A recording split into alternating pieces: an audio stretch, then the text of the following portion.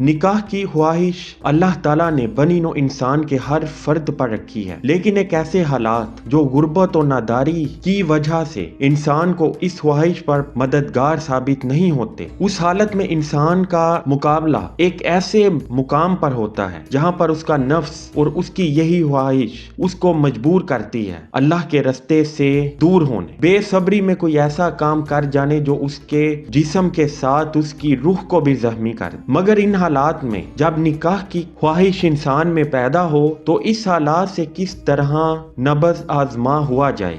بسم اللہ الرحمن الرحیم۔ جب غربت اور ناداری کی حالت میں آپ کے دل میں خواہش نکاح پیدا ہو اور آپ اس کی ذمہ داریاں اور بوجھ اٹھانے سے قاصر ہوں تو اللہ تعالیٰ سے کشائش و خوشحالی کی امید رکھتے ہوئے اس کے حضور تحصیل رزق کی دعا کرتے رہیں۔ جس پروردگار نے دنیا میں ضرورت نکاح انسان پر لازم کی ہے اور اس کی خواہش بنی نوع انسان کے ہر فرد پر رکھی ہے، وہی اس کے اسباب و ذرائع بھی پیدا کرے گا۔ وہی مشکل کشا ہے اور وہی قاضی الحاجات جو آپ کے رنج و پریشانی کے بغیر ہی بطریق بخشش آپ کے نکاح کا سامان مہیا کرے گا، جو آپ کے لیے باعث طمانینت اور برکت ہوگا۔ اب آپ کا صبر اور آپ کا انتظار حمد و شکر کے ساتھ بدل جائے گا، اور اللہ تعالیٰ نے اپنے کلام پاک میں شاکرین یعنی شکر کرنے والوں سے زیادتی نعمت کا وعدہ فرمایا ہے۔ یعنی قرآن کریم فرقان حمید میں اللہ تعالیٰ نے فرمایا اگر تم ہمارا شکر بجا لاؤ گے